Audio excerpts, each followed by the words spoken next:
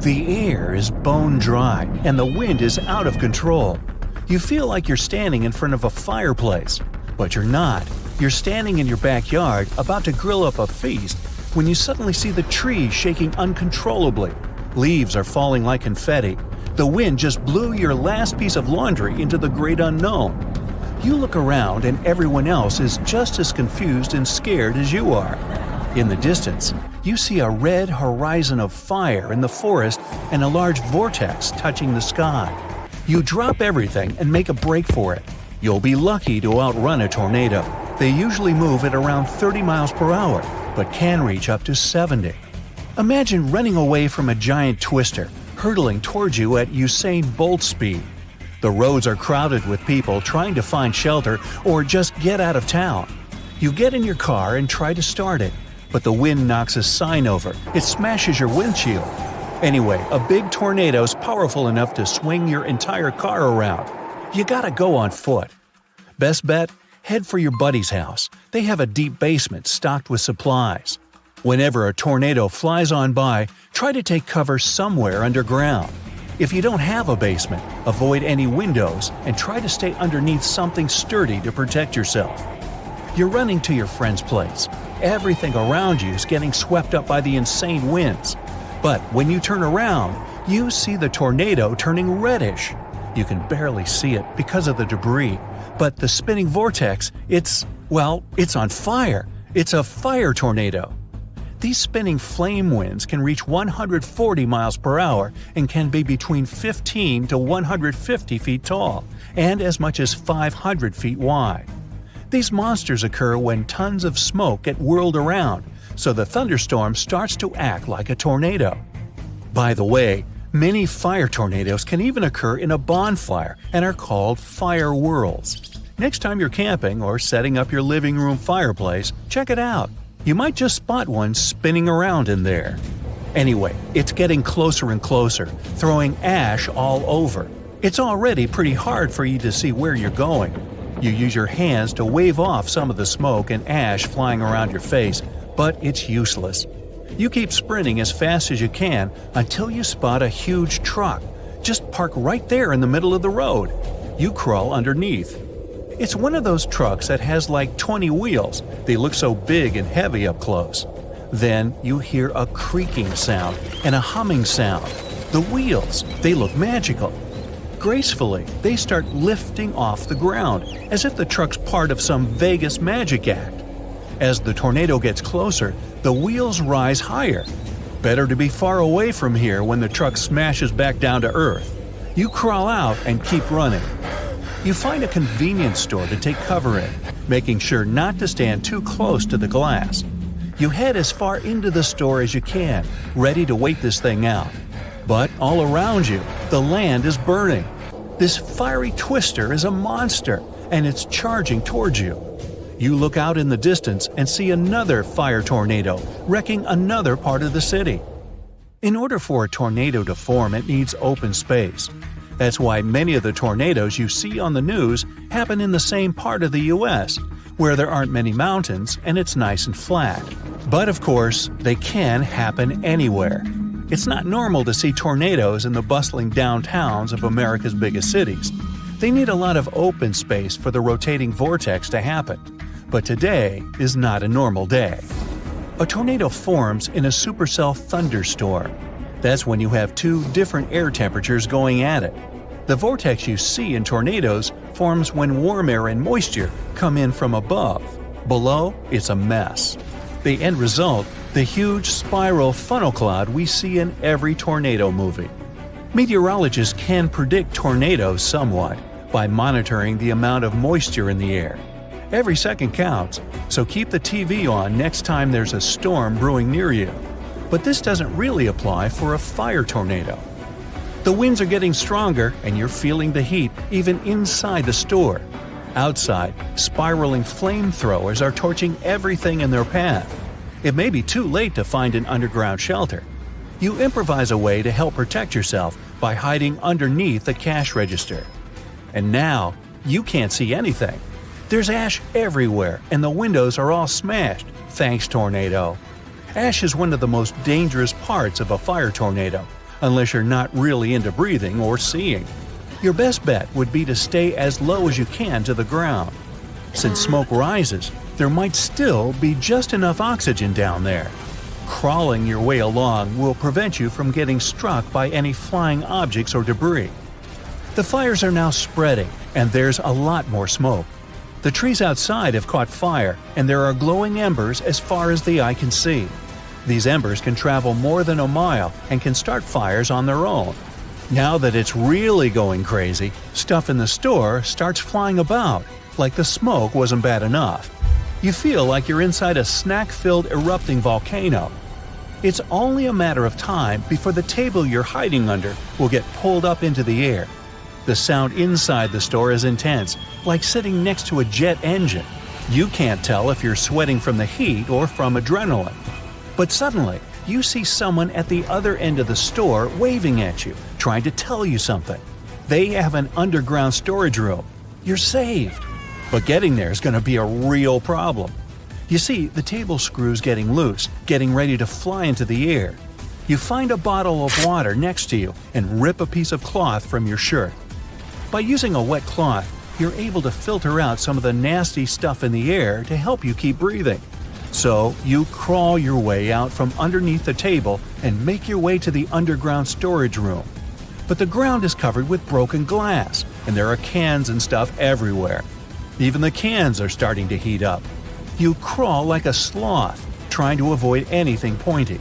The fire tornado is still out there, and it's getting even closer. You finally make it, and the clerk pulls you down the stairs. It's dark, but there's a single battery-powered lamp to help you see. When it comes to fire tornadoes, it's best to just wait it out. Most of these firestorms don't last that long.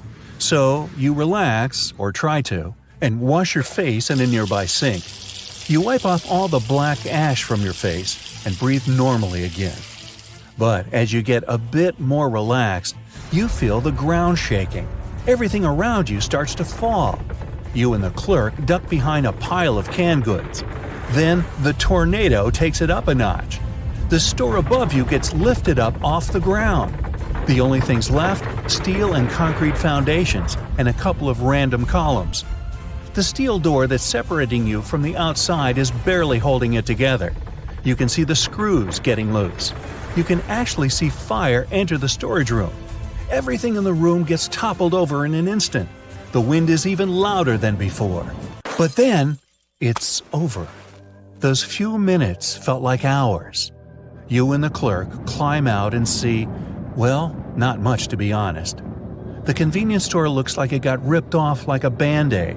And all around you, a town you can't even recognize anymore. The big problem with these fire tornadoes is the fires they leave behind. They can ruin towns, forests, farms, and lives. You're hiking the Point Reyes National Seashore, and you bump into a mountain lion. Stay calm. You need to show it that you're not scared. Shout loudly at the lion. Wave your arms. If that doesn't work, start throwing rocks, branches, or anything else you can get your hands on. Aim at the ground in front of the lion.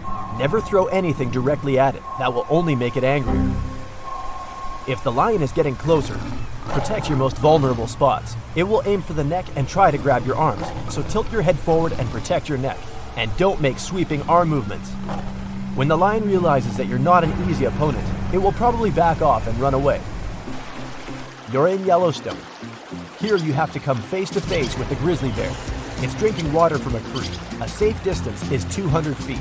The grizzly has spotted you. It stands on its hind legs and looks in your direction.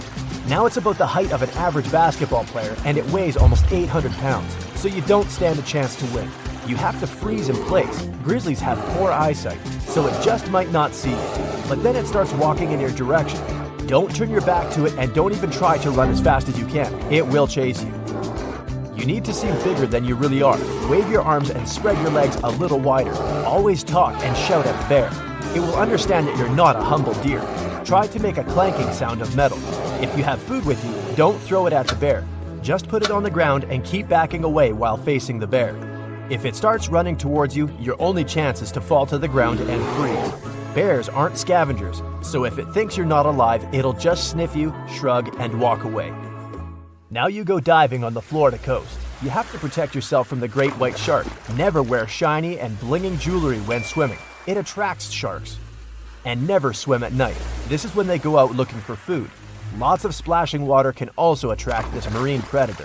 But if the shark swims towards you anyway, the rule here is 1. Do everything in your power to defeat it. Try to stay calm and swim to the shore. If the shark chooses you as food, there's only one thing that can scare it off. Try to punch the shark in the nose, eyes, or gills. Now you're in Africa. Here in the tall grass of the savannah, you see a lion, and worse, it sees you. The first thing you need to do is maintain eye contact. Don't turn your back to the lion and don't run.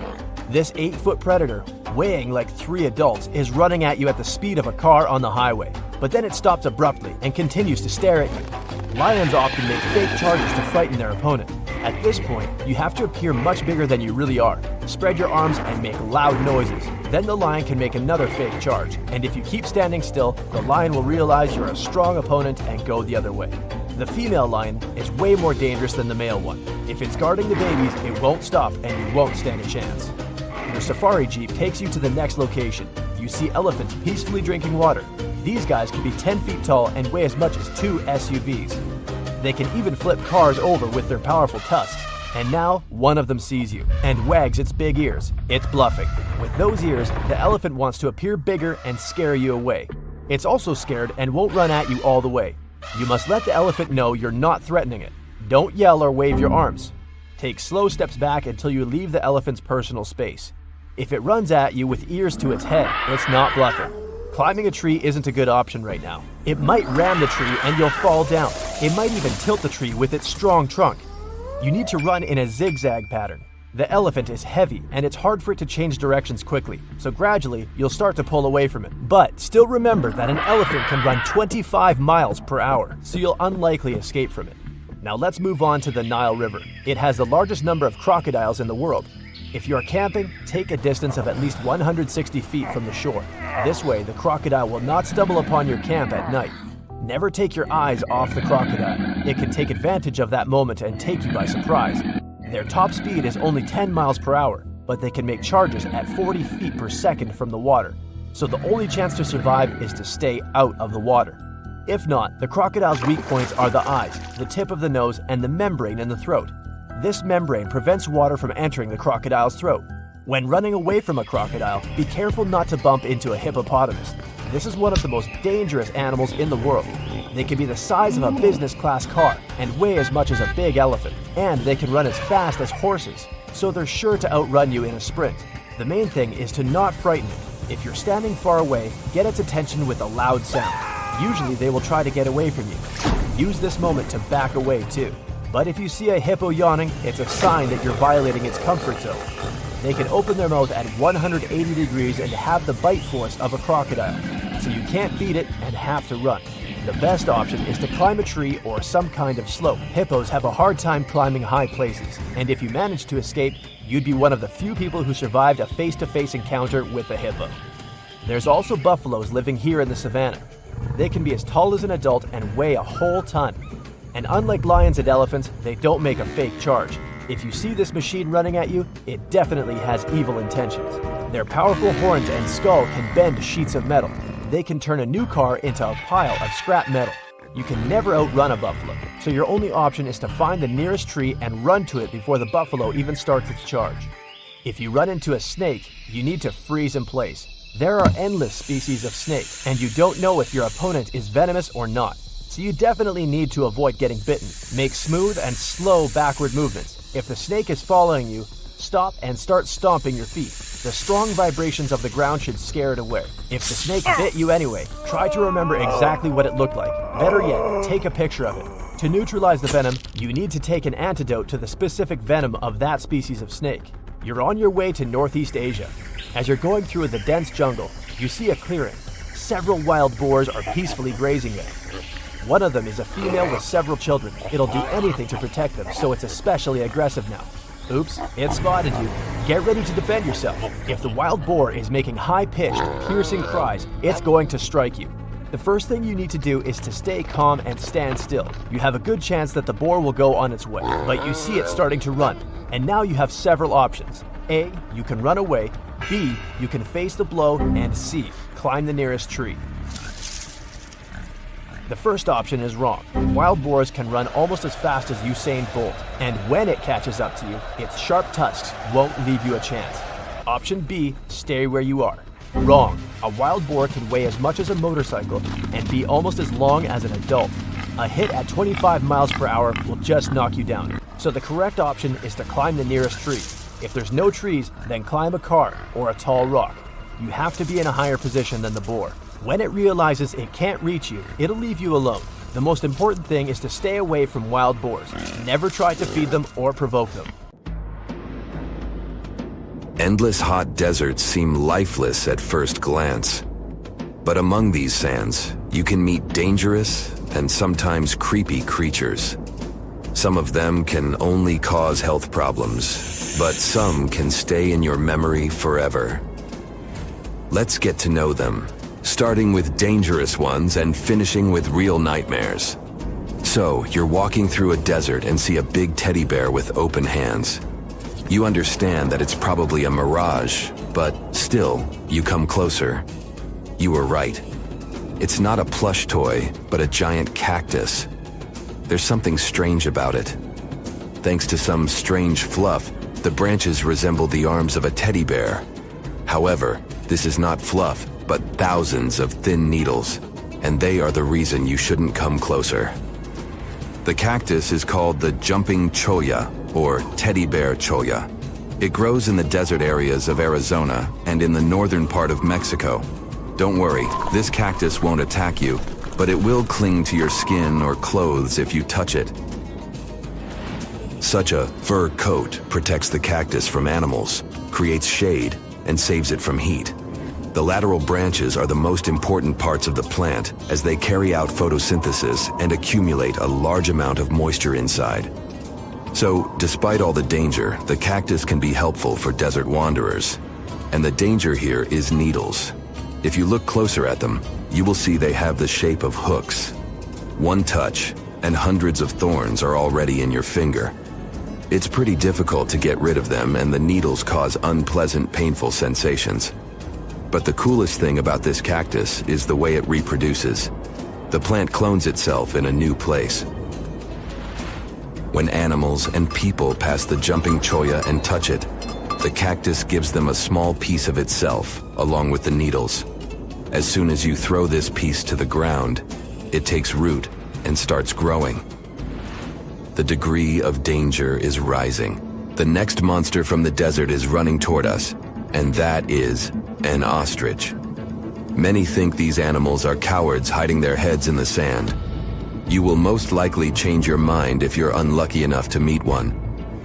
Usually, ostriches are not aggressive, but you should run if you come closer to their nest.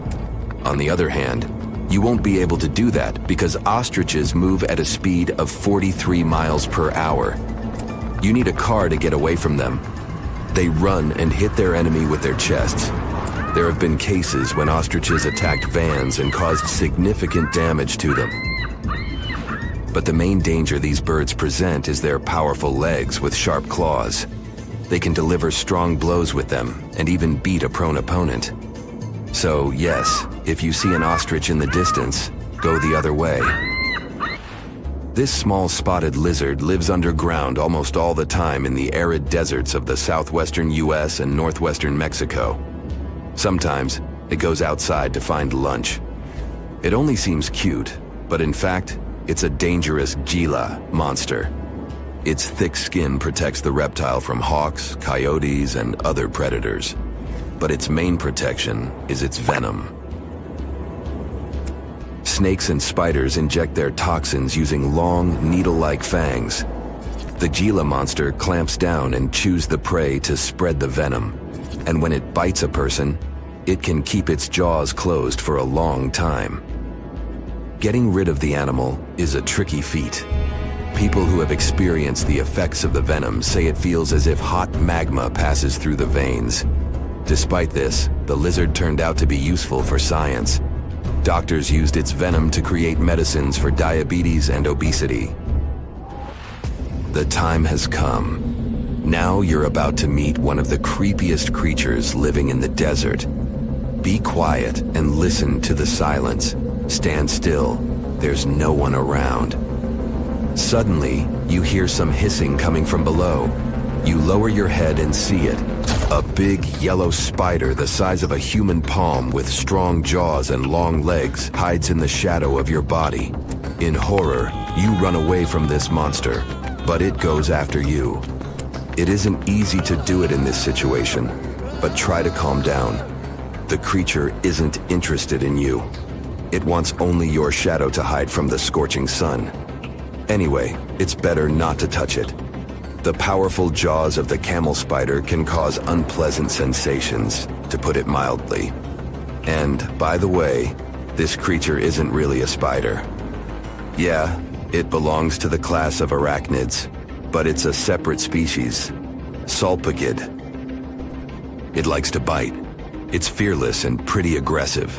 The spider preys on insects, lizards, rodents, and small birds. It can also move at a speed of 10 miles per hour. For their small size, this is very fast. You need to be a professional athlete to run away from it. Most often, you can find camel spiders in the deserts of the Middle East, but they also live in Mexico and the southwestern US. These runners are nocturnal and try to avoid the sun during the day, so they are always hunting your shadow.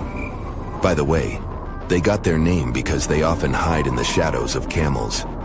You won't hide from them during the day, but they will also want to come after you at night, especially if you make a fire. Sulpugids always run to the light in the hope of eating something. Some species of these spiders make a hissing sound to scare their enemies away. Now, let's calm down for a second and leave the hot desert. We're going into the humid tropics of Tanzania. Under tree bark, fallen leaves, and in dark caves, you can meet one of the most terrifying creatures on Earth, a tailless whip scorpion.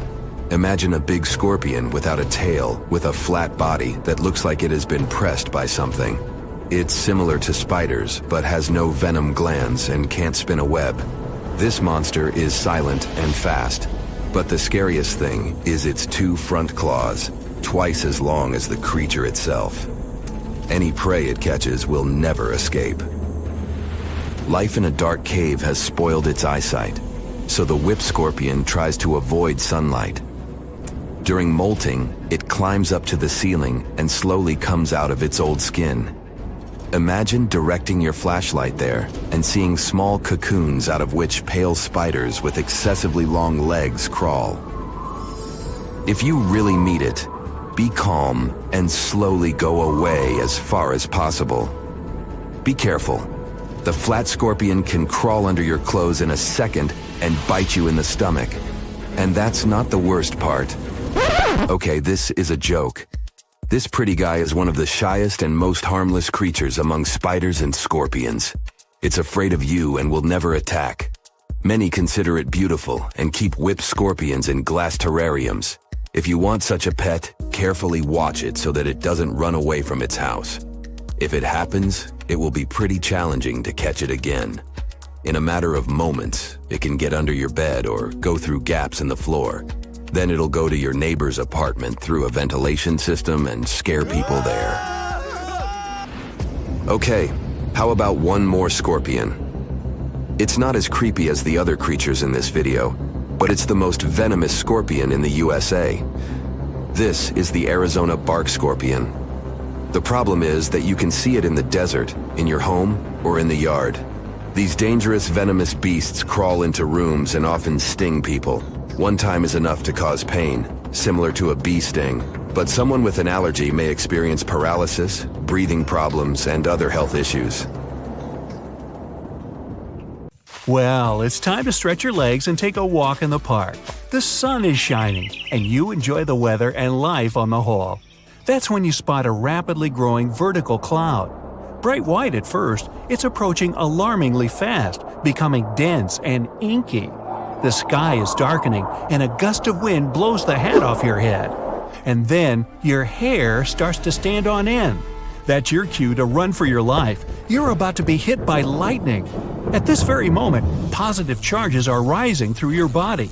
They're reaching toward the negatively charged part of the storm. If you don't react fast, these charges will meet, and it'll end badly for you. If there's nowhere you can hide, crouch down and try to make yourself smaller than the objects around you. Don't lie flat on the ground, it may be wet and thus a great conductor of electricity. There are also other signs that scream danger during a lightning storm. Your palms may begin to sweat. You might hear bizarre crackling, buzzing, or vibrating sounds coming from metal objects nearby. Your skin can start to tingle. There might be a strange metallic taste in your mouth. If you're sure you're not chewing on tinfoil, then look out. Plus, you're likely to smell chlorine. That's ozone. Electrical charges split the molecules of nitrogen and oxygen, which are the main gases forming the atmosphere, into separate atoms. When these atoms come together again, some of them produce molecules made up of 3 oxygen atoms. That's ozone. You can smell it during a thunderstorm because downdrafts bring it from high altitudes to your nose level. You can figure out how close a thunderstorm is by measuring the time between spotting the lightning and hearing the thunder. Every 5 seconds is 1 mile. The sky over your head is darkening and turning ominously green. Something hits you on the cheek. Ouch, it hurts. You pick up the offending object. It's a massive hailstone. But it's not that cold outside and it's not raining. You notice how still everything is, how quiet. There's no wind whatsoever. It makes you think about the calm before the storm. And indeed, soon you hear some noise. It's approaching rapidly and turns into a loud roar, as if a freight train is moving towards you. Only it's not a train. It's a tornado, and you have almost no time to escape. The funnel isn't visible behind a cloud of debris, but you can't mistake this rotating column of air for anything else. If the tornado catches you on the road, get as far from your car as you can. This will prevent the vehicle from being hurtled toward you. Find a ditch, lie down in it, and cover your head. If you're inside, get away from windows and hide underground if possible. Now, you're at the seaside, walking along the shore and enjoying a light breeze. Suddenly, the ground starts shaking under your feet. Must be an earthquake. The next weirdness you notice is the water retreating from the beach at breakneck speed. It leaves behind the exposed ocean floor, reefs, and even fish. That's when you hear a distant roaring sound. It's a tsunami, and you only have a few minutes to save your life. Get to high ground immediately. A giant wave is already speeding toward the shore. It's not the only way a tsunami can creep up on you. It doesn't necessarily come crashing against the shore as a series of huge waves. A tsunami can look like a rapidly rising tide. It usually goes hand in hand with severe underwater turbulence. It pulls people under the surface and tosses heavy objects around. You can also notice seawater bubbling, swirling, and creating bizarre patterns. It's another sure sign a tsunami's coming. Your dog's restless. It's scratching the entrance door, roaming around the apartment, and trying to hide in the corner. Usually calm and docile, the pooch is now howling and barking. The weather's also been crazy for the past several days. It's hot one day and chilly 24 hours later. Plus, you've noticed that the stream near your house has livened up, bubbling as it's rushing past. Only when glasses start to clink in your cupboard do you realize what it means. The clatter is produced by foreshocks, tiny earthquakes leading up to the main event. Earthquakes often occur in clusters. If there are several weak quakes, a much bigger one might be on the way. Sometime before the disaster strikes, you might notice bizarre blue lights. Some of them seem to be coming from the ground, others are hovering in the air. These are so-called earthquake lights. Emitted from rocks under great stress, they can be seen days or mere seconds before the ground starts shaking. At the same time, some experts doubt earthquake lights exist. If you think an earthquake is about to happen and there's a catfish in your aquarium, pay attention to its behavior. Scientists have proved this species can react to earth tremors. The fish become restless when seismic activity is high. Some bugs can feel a storm coming. They get ready for the natural disaster by stopping any movement.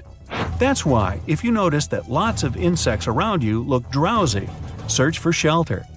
As for bees, they can predict heavy rainstorms. They begin to work much harder the day before it starts raining. Square waves occur when two wave patterns crash into each other. This phenomenon looks awesome, but only if you're watching it from the shore. Don't even think of getting in the water to play in such waves. In that place, there are cross currents that can easily pull even a skilled swimmer under the surface. And if you see wild, choppy waves carrying ocean debris and seaweed, stay out of the water too. It can be a sign of a strong rip current. It can carry you far away from the ocean. If you see smelly green stuff on the surface of a lake or sea, stay away from the water. It can be a hazardous algal bloom. You won't be able to tell whether it's toxic or not at first sight. That's why it's better to steer clear of it altogether. 3 or 4 days before a hurricane arrives, the sea or ocean surface can swell up to 6 feet. Waves hit the shore every 9 seconds.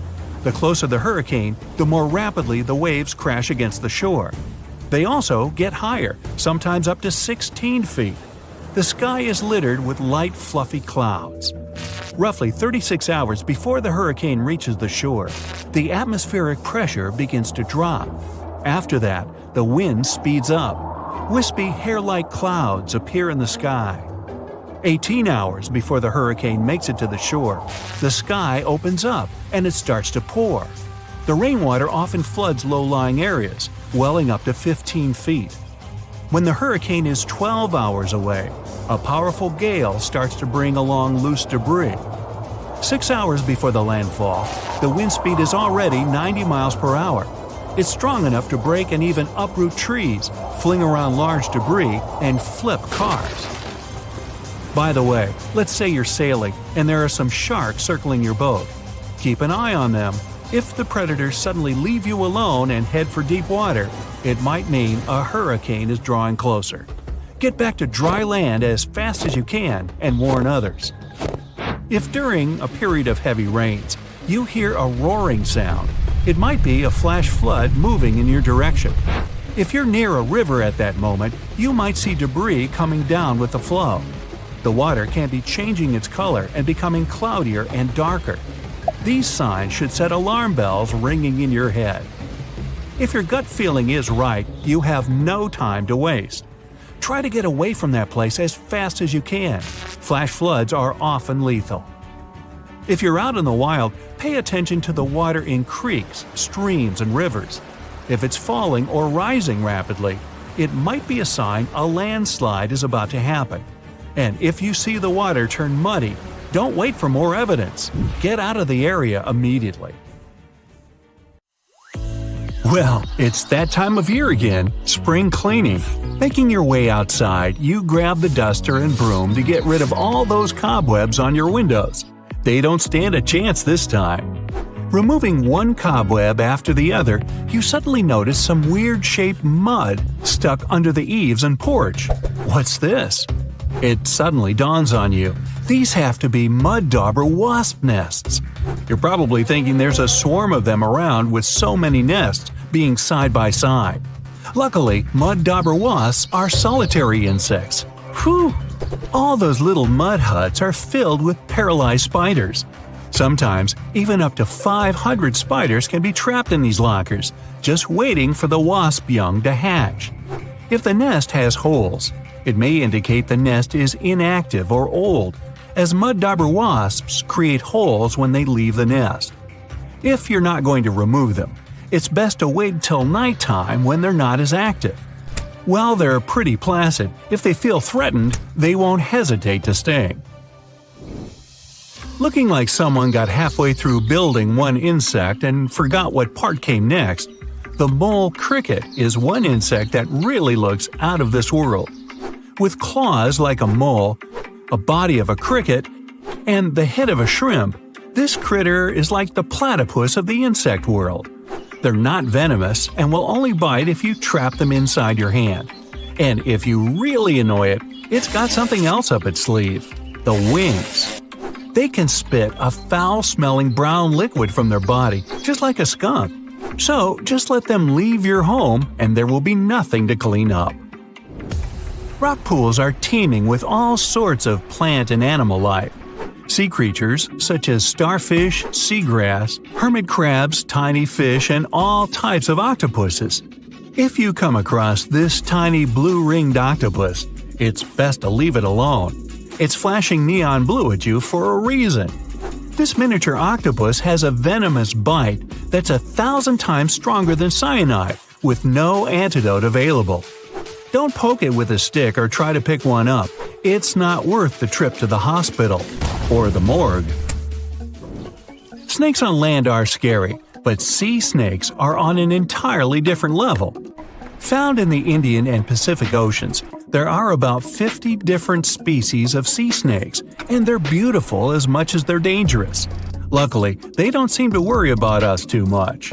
The Dubois sea snake is arguably the most venomous snake in the ocean, with the big sea snake not far behind. Their venom makes a cobra's bite seem like a walk in the park. The venom of both these snakes is extremely dangerous. Good thing for us that their venom can take hours to cause any symptoms in humans. If they can bite through your wetsuit, that is. Now, if this fly lands on your arm outside, you might just scream a little. Hey, I wouldn't blame you. The scorpion fly, as its name suggests, has a curved tail that looks just like a scorpion stinger. But you can breathe a sigh of relief. This is only used for mating. It also has a long beak-like head that's used to feed after stealing insects from spiders' webs. To find the perfect partner, they love to give the equivalent of a box of chocolates and flowers, except theirs is saliva. How romantic. If you happen to be in Africa, you might just miss this large bird if you're not paying attention. The shoebill will just casually stand still as you walk right on by. Growing up to 5 feet tall with an 8-foot wingspan, the shoebill sounds like an apex predator, though it's anything but. Known as one of the most slow-moving birds, almost statue-like, the shoebill just eats fish near the surface of the water without a care in the world. This bird isn't afraid of humans at all. While they won't naturally come over to talk about the weather, they'll allow us to get close enough for some photos. Now, if you hear a small squeaking sound while you're in the garden, it could be a mouse, a squirrel, or a rhinoceros beetle is letting you know that you are too close. They love to make a racket when bothered.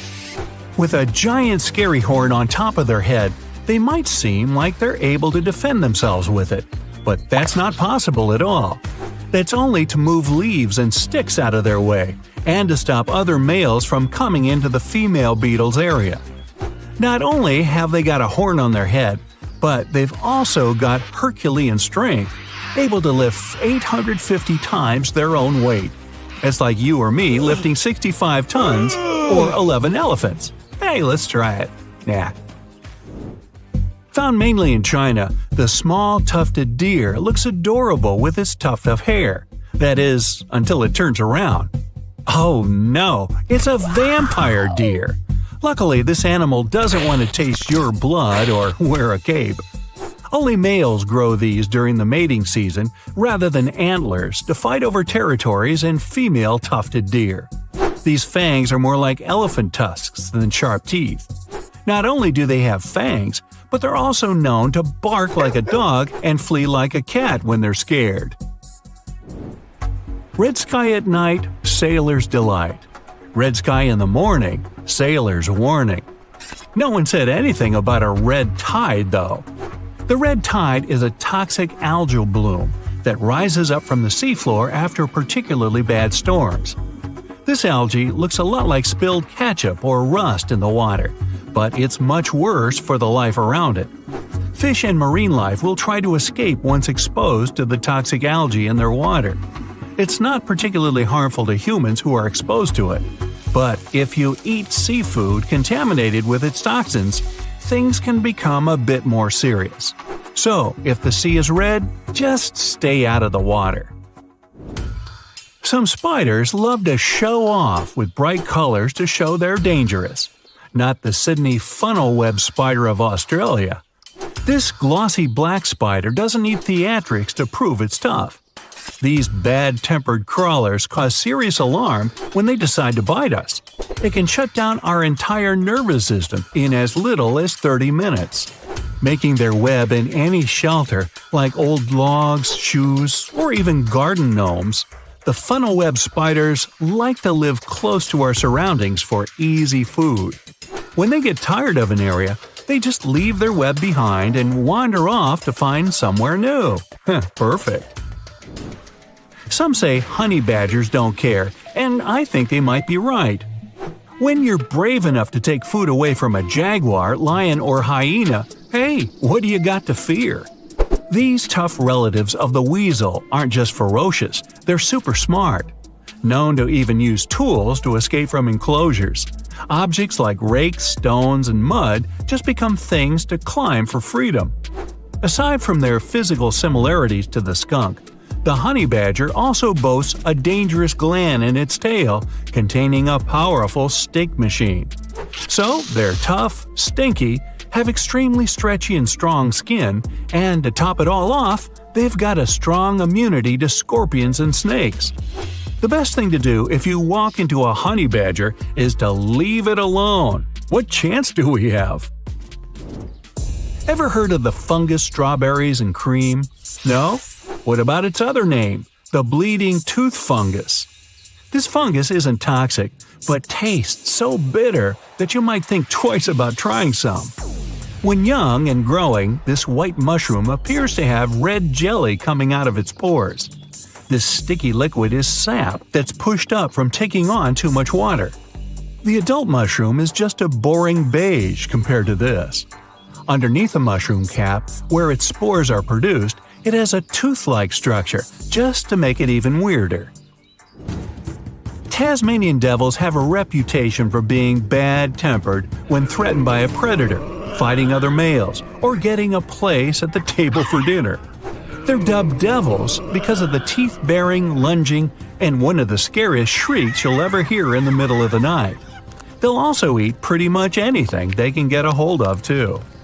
They don't habitually go for people, although they will defend themselves if they're cornered. With such a powerful bite, you wouldn't want to be on the receiving end.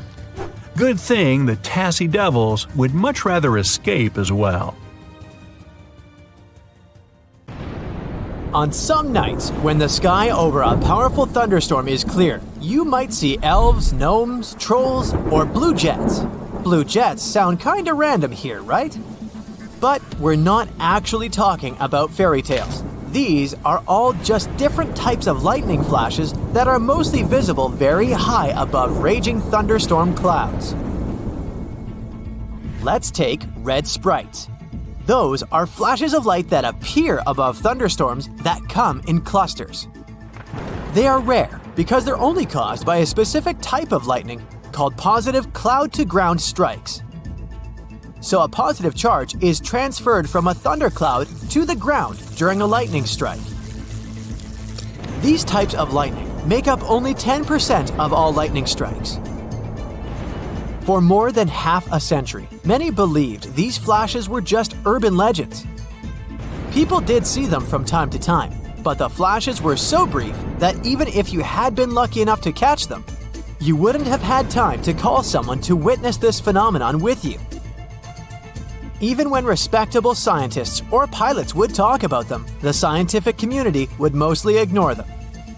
In 1989, something strange happened. The researchers from the University of Minnesota actually managed to catch sprites on film, and that's how it started. People across the world began sharing videos and photos of red sprites. Red sprites can start as 328-foot balls made of ionized air. These balls shoot down from heights of about 50 miles at 10% of the speed of light. And researchers have been studying not only the lightning that plunges down from raging clouds, but these colorful flashes that go towards space too. So, electricity stretches up to the electrically charged ionosphere, but at the same time, it crushes down towards the ground.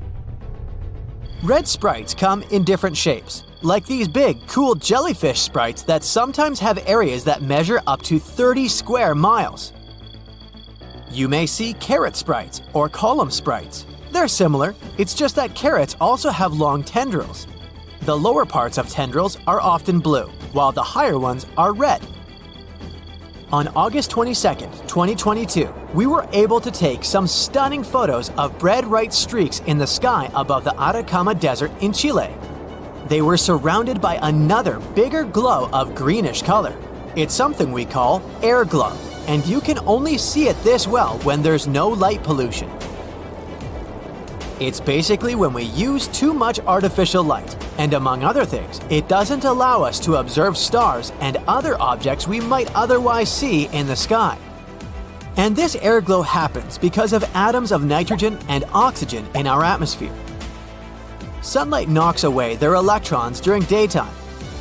Then, they slowly recombine with their electrons, which is a process that causes them to glow. How can you see a red sprite? First, you need to find a large thunderstorm. They're more common during summer and spring, for example in June. Of course, sprites can appear at any time if there are powerful enough storms with lightning at ground level. The skies need to be clear and very dark, ideally without bright moonlight. And the storm should be around 100 to 200 miles away. That way, clouds won't block the sky and you'll have better visibility. In the perfect scenario, the storm will be moving along a distant horizon, so you'll be able to see everything above the cloud tops. You can track a storm with weather radar. Your eyes need some time to adapt to the darkness around you. Give them some time, about 20 to 30 minutes. Keep your eyes above the clouds and try not to look at the clouds directly. Ignore lightning flashes. A sprite will pop maybe once for every 200 lightning strikes. Don't expect to really capture it on camera, it's not easy. But the view itself will likely be worth the wait. This and similar flashy events are something we call TLEs, which stands for Transient Luminous Events. Blue jets are also worth mentioning. These are dim blue lights that stream up like a very fast puff of smoke above powerful hailstorms. They're also very rare, and in most cases, you'll only be able to see them from an airplane. And now we get to those fairy tale creatures. Elves, when we talk about lightning flashes, are brief discs of dim light you can see about 60 miles high in the atmosphere. It's just an abbreviation. Their full name is emissions of light and very low frequency perturbations due to electromagnetic pulse sources. Yeah, I suggest we stick to elves. Moving to trolls. Those are red spots that pop close to cloud tops after the flash of a very powerful red sprite. Gnomes are the smallest and fastest flashes.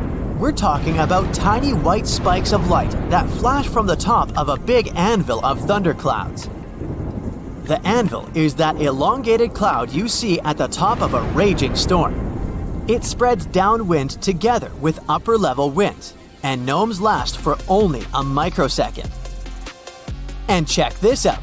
Ball lightning is in the shape of fiery orbs that can be as big as a golf ball or can grow up to a very large beach ball. They can be yellow, red, white, orange, green, or purple, and they can stay alive for a couple of seconds, even minutes sometimes.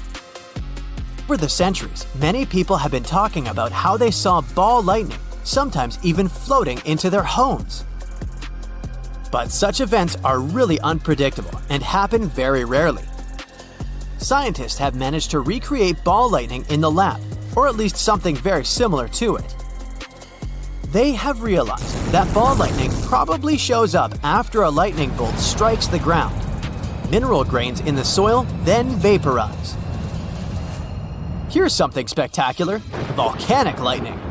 This one is born in the plumes of a wild volcanic eruption. Like the rest of thunderstorms, volcanic lightning forms when static electricity builds up in Earth's atmosphere. And then it gets released in the shape of a lightning bolt. Scientists don't understand the whole mechanism here, but they think it's related to charging. For example, ice charging is what causes thunderstorms to form. It plays a part in producing lightning during volcanic eruptions too. This happens when the air heated in an eruption rises into the sky and meets cold air. The water from the eruption turns into ice particles, and when these particles bump into each other, some electrons get knocked off. The ice particles that now have more positive charges move higher into the sky and gather together. Or it may be frictional charging, another thing that leads to volcanic lightning. The same as ice charging happens when tiny particles of ice collide. Here we have ash and pieces of rock colliding and creating charged ions. There's dark lightning too. Over 10 years ago, researchers discovered that thunderstorms could generate brief but very strong bursts of gamma rays, which is the form of light with the highest energy. They are so bright that they can blind sensors on satellites, even when they're hundreds of miles away. They can also create antimatter. Antimatter is a type of matter made of particles with opposite charges compared to the particles in normal matter. Imagine having two boxes full of blocks. Some blocks are red and some are blue. When these pairs touch each other, they disappear or annihilate and turn into energy. That's what happens when particles of matter and antimatter meet. And these flashes could be the result of dark lightning because it gives off light that's not really visible. Regular lightning involves slow electrons. In dark lightning, electrons are high energy. They crash into air molecules and, by doing that, produce gamma rays. Did you know that every 15 seconds a home burglary occurs in the United States? This means that approximately 4,800 burglaries happen every day, and the police can only solve 13% of all the reported cases. So yeah, home security is nothing to be joked about, and so I won't. But still, don't worry. It's not like you need to turn your house into a fortress to feel safe.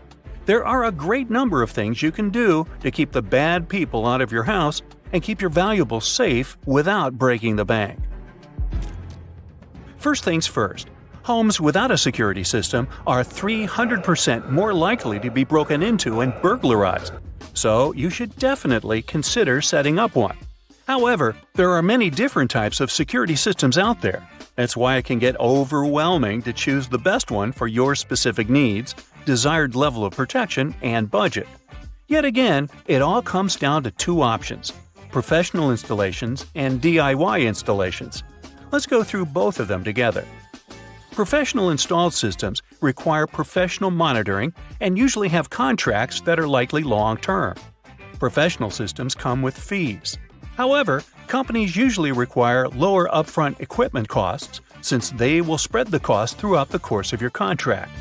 Once you decide on a professional installation, the company will first schedule an appointment with one of their experienced technicians who can conduct a security assessment and explain all your options to you. And as long as your contract is valid, you can report any problems you have with the system to them so they can make sure the equipment works correctly.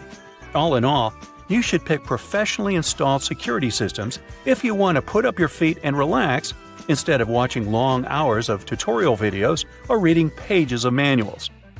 Still, professionally installed security systems may not work for you, especially if you're a renter, due to the contract commitment conditions. Or maybe you're not a renter, but you simply have budget limitations.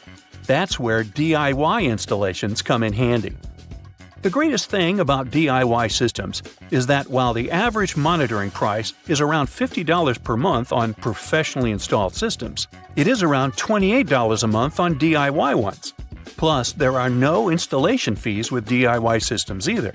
Yet again, you should expect higher upfront equipment costs if you're going to pick this option. And there's also the fact that DIY home security systems come with the risks of improper equipment placement and missing security vulnerabilities a pro would catch. At the end of the day, the most important thing you need to do before choosing a system is evaluate the needs of your neighborhood as well as your house. Did you know that 34% of burglars simply use the front door when breaking into a home? That means if your door is not strong and secure enough, you're basically inviting the burglars in. So, setting up security systems is not enough. You need to inspect all your exterior doors too. Make sure the door frames are strong and the hinges are protected. You can always use door reinforcement kits to add extra protection. If your door has a mail slot, don't forget to check if it's possible for someone to reach through it to unlock the door. When moving into a house or an apartment that was previously occupied by someone else, change the door locks. This is the easiest way to ensure that no stranger can just walk into your house using the keys. One other way to boost security for your door is to use wireless doorbell cameras. This one from Amazon is extremely user-friendly. It's 100% wireless, it has a built-in rechargeable battery that can last 1 to 2 months, so you won't have to charge those too often. You can track the battery situation from the phone app. It also has motion detection technology and super night vision, and you don't need to worry about the weather conditions because it's also waterproof. By the way, don't forget about the sliding glass doors. You can use a window bar or dowel in the track to keep them from being forced open. Or you can add a door sensor or glass break sensor to get alerted if and when someone is tampering with them. We're getting into the very basics of home security now. The percentage of burglars entering a home through a window is as high as 23%. The main reason for that is because most of the time people forget to lock their windows. Yet again, burglars can always break the glass.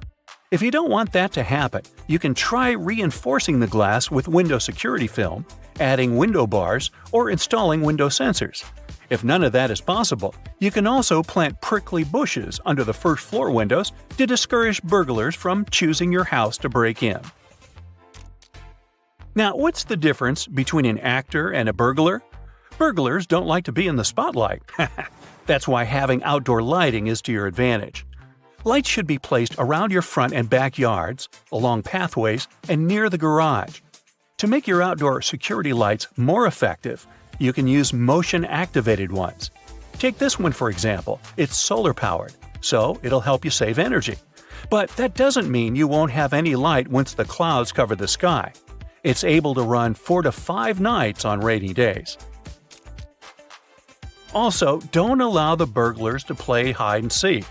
While trees and shrubs may make your home look more beautiful, they also provide a convenient hiding spot for burglars. That's why you should trim down trees and plants, at least the ones close to your house that could be used for cover. Choose smaller flowers and bushes instead, so that burglars don't have a hiding spot to wait for you to leave your home. The same thing goes for any lock gates, sheds, or other outdoor buildings you have. Make sure those places are locked. Burglars can use stools and ladders to climb in from the windows too, so don't tempt them by leaving one outside. Now this one goes without saying, but I will anyway. Lock the garage. Even if there's no access to your home through there, it's likely that you still have plenty of valuable stuff stored in there that burglars might be interested in. It's also wise to store your garage door opener inside your house rather than leave it in your car. This way, you'll be preventing burglars from easily taking it. If you use a security code to open your garage, then keep it confidential and avoid entering it in front of other people, including neighbors. Some neighbors, well, you just don't know. Installing a driveway alarm will also help secure the garage.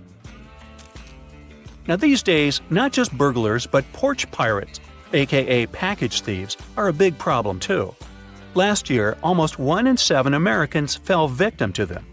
This is where security cameras prove to be useful. First of all, they work as a deterrent, and secondly, if someone were to really steal your package, you'd be able to identify them thanks to the security footage. If you can't spare some money to get a good security camera for the time being, you can opt for a fake one. They're a lot cheaper, and they will help make your home look more secure than it actually is. This one is worth considering if you're searching the market. It contains a flashing light which makes it look as realistic as it gets. Now last but not least, having a safe wouldn't hurt. And don't worry, it doesn't have to be one of those uncrackable giant titanium ones in the heist movies, like Ocean's 23.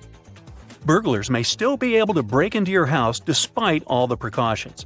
So you still need to make sure your valuables are protected at all times. You can hide all things important from your expensive jewelry to your vital documents in there just to be extra safe.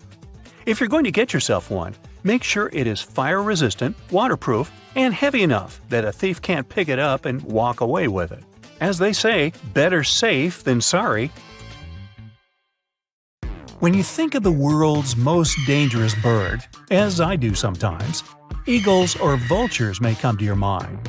Surprisingly, these awkward cassowaries may cause way more damage than the other more notorious angry birds I first mentioned. The largest cassowary species may be as tall as an average person and weighing as much. These plump birds can't fly, but neither can you. Plus, they run fast, so don't you try to escape from them. They can reach you even in water since they're great swimmers. They can run as fast as 30 miles per hour, so you might need a getaway car if there's a cassowary who's mad at you. But don't worry, their attacks are quite rare anyways. Mute swans are gorgeous, graceful creatures. At least that's what we all think. But touching one of these 28-pound birds is a bad idea. They have bony spurs in their wings that they use to take enemies out. Their wingspan is about 8 feet, and they can slap you with all of that. And they also bite. Don't ever get too close to one. They regularly go after humans, especially if the bird has younglings nearby. And don't let the name fool you either. They aren't mute. Swans can hiss loudly and even bark. Good warning signs that you're encroaching a bit too close. Humans and magpies have always had weird, almost love-hate relationships. These medium-sized birdies can be pretty aggressive at times, but if you treat them well, you'll probably become friends. They can recognize human faces, and they're sure to come back to your balcony if you treat them to something yummy. If you offend a magpie, they're gonna remember that too and bear some grudges. So keep an eye on your eye. Pardon the pun. Pelicans are symbols of love, and they say they're ready to sacrifice their own life to protect their offspring. Ah, now it's clear why they can swallow the entire prey without even chewing it or tearing it. You just don't want to go near their nest. Sure, you're not a tiny fish and pelican beaks are too small for a human being, but you don't want to be bitten now, do you? Okay, this one's going to frighten you only with its name. A shoebill stork is an impressively large bird, up to 5 feet, just below the average human height. No wonder they can fight a crocodile. Alright, a baby crocodile. But they need only their super powerful jaw to win in one hit. Still not afraid? Well, they make blood-chilling noises as if you were in some action blockbuster movie. If you think these cowardly ostriches don't pose any danger, you got it wrong. Twice. First, they actually don't shove their heads in the sand. It's an optical illusion. And yeah, how are they even supposed to breathe in the sand? Second, these guys are kinda overprotective parents. So if you ever want to approach their young, these heavyweight beasts who can run as fast as a car within city limits are gonna come for you. Not scared yet? Well, you should be. Ostriches are the closest living relatives to T-Rex, together with chickens. What seems look quite harmless, except for their foul smell, but that's another story. But their babies have notorious wings. The chicks' flappers have 2 distinct claws that are multi-purpose. First, they are a sort of protection against predators, and second, they help them climb trees in case the baby's out of the nest. Once they grow up, the claws disappear just like milk teeth. Size doesn't matter at times. If you were a hummingbird, you'd have to eat almost 300 pounds of food per day to maintain normal weight with that little bird's metabolism.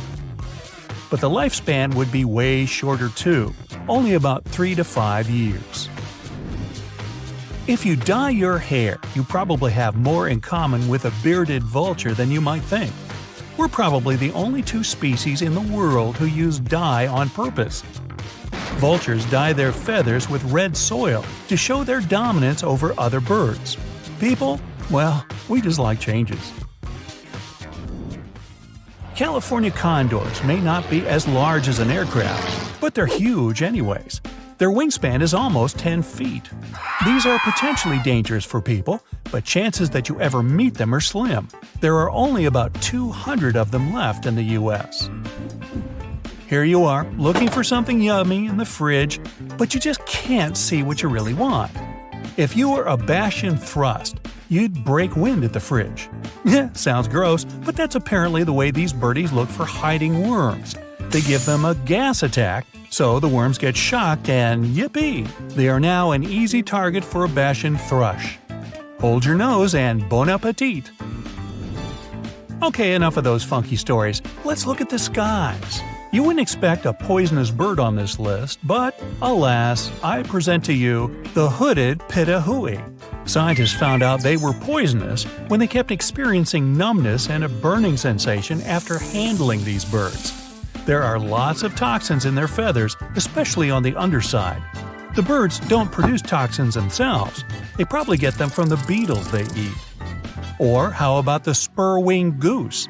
These guys are notorious for being toxic too. And the toxicity comes from munching on blister beetles. Blech. It's safe to touch them, but eating one can lead to irreversible consequences. Wink wink. The toxin remains even after cooking. Another bird you don't want to eat is a common quail. Don't mix it up with a Japanese quail, which is usually kept as poultry. Common quails can be really poisonous, leading to even such dreadful consequences as kidney failure. It all depends on the certain plants this bird eats. Good news, it's only poisonous during the migration period, but it's yummy and safe outside the migration. If you're not quite sure, it's better to avoid this one on your plate unless you want some muscle soreness. If you spot a cute, fluffy, snowy owl, you better close your eyes and run. They might look innocent, but in fact they have razor-sharp talons which they know perfectly how to use. They point them at the most vulnerable parts, like head, eyes, you got it. Do not mess with a snowy owl. One more species you don't want to contact is the little shrike thrush. Say that a few times fast. Shrike thrush. Just look at this tiny birdie and its innocent eyes, and don't let them fool you. Remember the way they look and never touch them.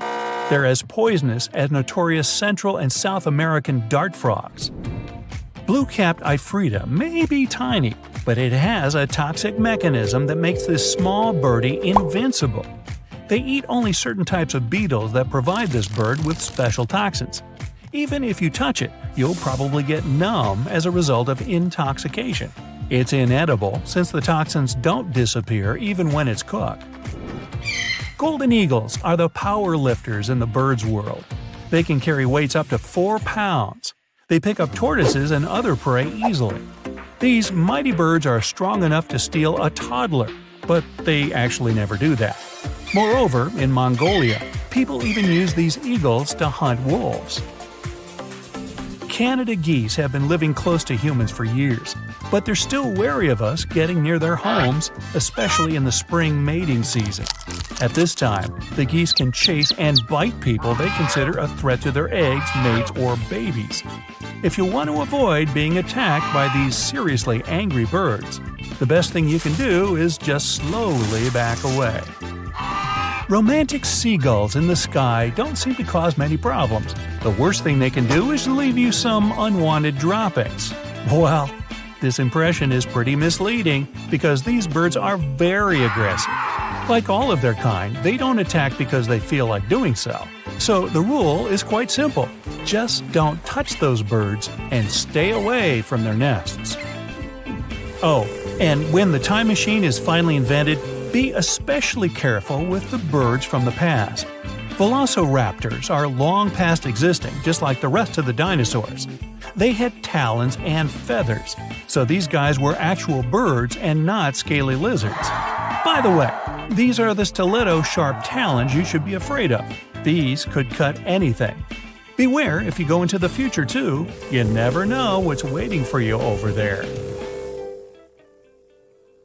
Burglaries are on the rise in your neighborhood, and you have concerns about whether your house might be vulnerable. You have no surveillance system, so tonight you're placing some foil over the front door handle before you go to bed. This will help identify if someone sneakily tries to enter while you sleep. You wake up the next morning, and it appears the foil is slightly ripped. Someone has been here, and they're sure to return. Another option is to put a mug on the doorknob. When the knob turns, the mug will fall, causing a noise to wake you up and hopefully deter the intruder. Your main concern is that a tradesman stopped by recently. He said that he was working next door and asked to use your toilet. You refused and felt bad at the time for being rude, but it was a very smart move. About 60% of burglaries in the USA are made by someone you know or have met before. That tradesman, while going to the bathroom, could have adjusted something in your house to make their return entry a little easier. They may have wanted to take a closer look at what security system is installed, check the structural integrity of your home, and found out what valuable loot you might have. Finally, today you're going on vacation. You need to prepare your house and make it as safe as possible. A full post box is the first thing a robber will look for in a target. Your neighbor will need to take your mail while you're away. A well-manicured property is a clear sign that you are always there.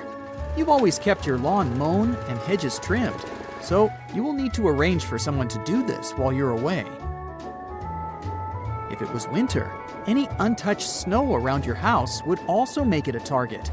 Having a neighbor make pretend footprints that show recent activity will also provide a deterrent. There are many types of hedges that act as a great first defense. Luckily, you have sharp-leaved shrubs along your fences. If someone jumps into your property and lands on a sharp or spiky bush, they will immediately cry out in discomfort. This will alert your neighbors of an intruder. And the foliage will also catch fragments of clothing that could be used as evidence later. In preparation for your trip the week before, you opened and closed your curtains at random times throughout the day. You made sure there were no clear patterns, so it won't matter if they're left open while you're away, just in case someone was scouting your property. Burglars spend several days walking or driving through neighborhoods, identifying the behaviors of each house. One thing they don't really like is a neighborhood watch. Criminals do their research before they start scouting, and will avoid these areas. Something for you to organize when you get back. Now, move all your expensive electronics away from the windows, so there's nothing of value in clear view. Put them inside a cupboard or a concealed room. Don't worry about TVs. They're too large and take effort to move. The criminals are more interested in the smaller devices, like an iPad and gaming devices. Put your small expensive items, like jewelry, in boxes and hide them away in a secret location. Surprisingly, a kid's room is a good spot. Burglars have admitted to never going into them, as there's nothing of value in toys. Take photos of all the serial numbers on your electronic devices and create an inventory for insurance purposes. 95% of break-ins are done by force, so it's time to reinforce your windows and doors. You can make it even more difficult for the crooks. Remove all stools, chairs, and ladders in the backyard and put them into your garage. Otherwise, they will help provide easier access points to higher entrances, like the air conditioner box. This is one of their favorites. Without a way to reinforce it, it's easy to tear off and creates an entrance. Don't make it easier for them with a step-up. Burglars can break down a weak door within 1 minute. Install a metal frame instead of wood for more support. The hinges and lock should have adequate strength to withstand being kicked long enough until they give up. With the lock as the remaining weak spot, this can easily be picked by an experienced thief. A simple protection lock that holds it in place will make sure it won't budge. The hinges on your garage door swing outwards, which makes it vulnerable and can be accessed by taking the pins out of the hinges. Replace them with tamper-proof pins so they can't be removed. And lastly, the garage overhead door is one of the first places a burglar looks to access. They don't have a lock that fully secures them. Attach a padlock on the latch connecting it to the track, holding it in place. Your garage door doesn't have this option, so drill a hole in the track just above one of the rollers and attach a padlock. Robbers are scared of dogs, the territorial and loyal guardians of the house. A survey found that most houses burgled didn't have dogs because thieves don't want to draw attention during a heist. Unfortunately, you don't own one, but just placing a dog bowl outside the front door will discourage them. Burglars have adapted their craft with technology. 4 out of 5 criminals use social media like Facebook, Twitter, and Google Maps to find their targets. Even sharing a photo with a house key in it is enough for a burglar to create their own key by zooming in and taking the exact measurements.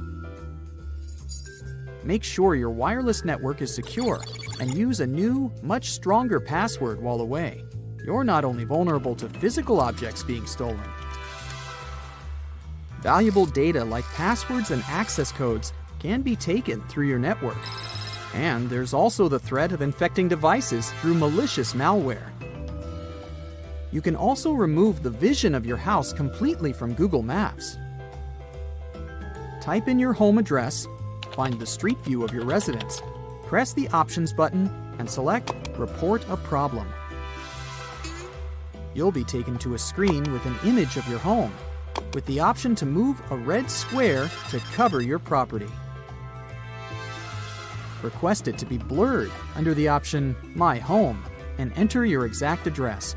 It will only take a couple of days to be processed. Don't leave the radio on while away. It won't help. Through the burglar's method of scouting houses, they take note of radio and TV sounds. When they return, they check if they're still on, which just makes it easier to confirm that no one's home. An alternative option to show active presence at home is by making your own audio, something that plays ambient noises randomly throughout the day, with footsteps, conversations, and a dog barking. Leaving your lights on is also not a good idea. Someone spying will notice your house easier, especially at night, and you'll be further robbed on your electricity bill.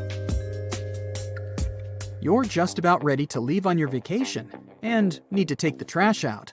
If you have some large boxes, break them down so they can fit inside the bin. Hide any clues about what valuables you recently received. Last check, all the doors are locked and no windows are left open. Now you can finally enjoy your trip. But as you enjoy yourself in your picturesque location, leave any snaps on your phone while you're over there and post them online only when you return. If you do share your photos while you're away, it will have made all your preparations pointless. Every criminal in the area will know you're not home. But with 2.5 million houses burgled annually in the USA, a house without a modern security system is 300% more likely to be broken into. When you get back from your break, it will be a great idea to install one. You've probably heard that when a burglar decides which house to target, they start by casing it.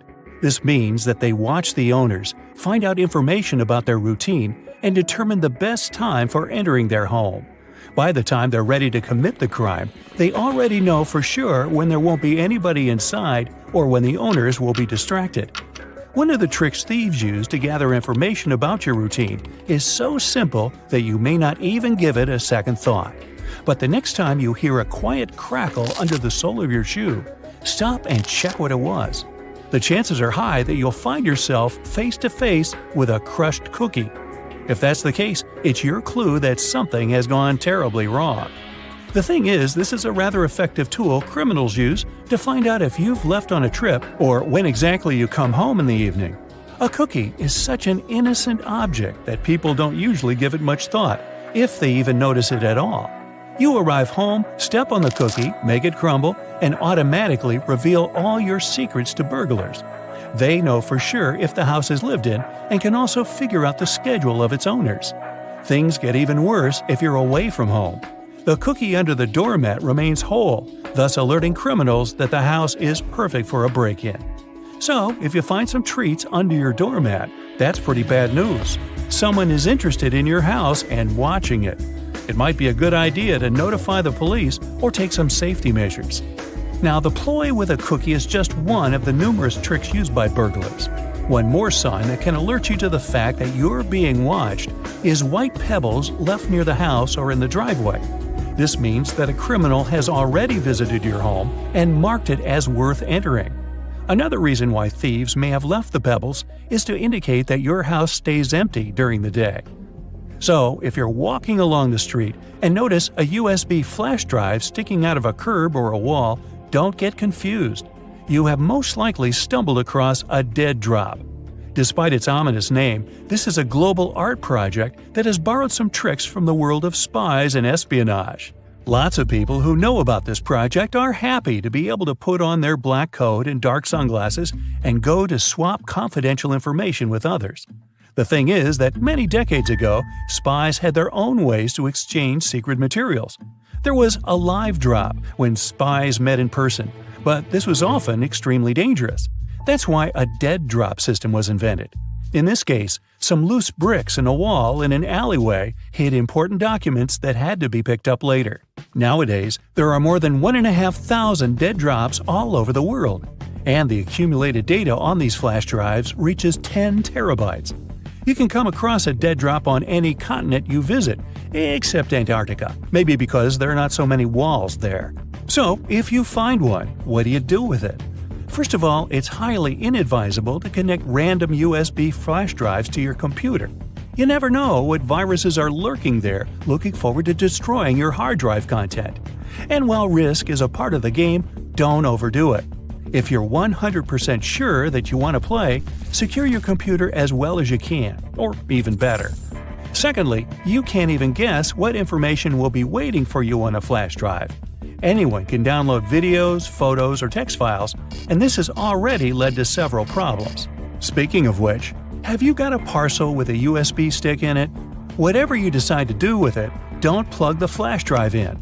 Such cases have been more and more frequent in Australia. The police warn people that hackers have invented a new tactic. They drop unmarked memory sticks to letterboxes. It'll probably come as no surprise that these devices contain malware able to mess up your computer. They evidently rely on human curiosity and, in all honesty, it pays off. People can't fight an inexplicable desire to check the contents of a mysterious gift. As a result, almost half of USB sticks received by post get plugged in. After that, people start having serious problems with their laptops and computers. For example, fraudulent media begins to stream service offers, or computer viruses harm files and programs on a PC. So, no touching the free flash drive, okay? Now, you leave a shopping mall, your office, an airport, and go to the parking lot to find your car. You unlock it and put the key in the ignition. When you're about to start your vehicle and drive away, you see something strange on your windshield. Is that a $100 bill wrapped around your wiper? Oh, you could certainly find a way to spend this unexpected gift. But do you really think someone accidentally put money on your windshield and forgot all about it? Beware, this is nothing but a ruse. Because, as soon as you get out of your car to get a closer look at this mysterious banknote, the owner of the banknote will take action. They will get into your car and drive off at a record-breaking speed. Let's admit that no one would turn off their ignition and take their belongings with them if they got out of their car to check the windshield for a C note. As a result, in under a minute, you'll lose your car, your wallet, and your documents, and you'll be left stranded in the parking lot.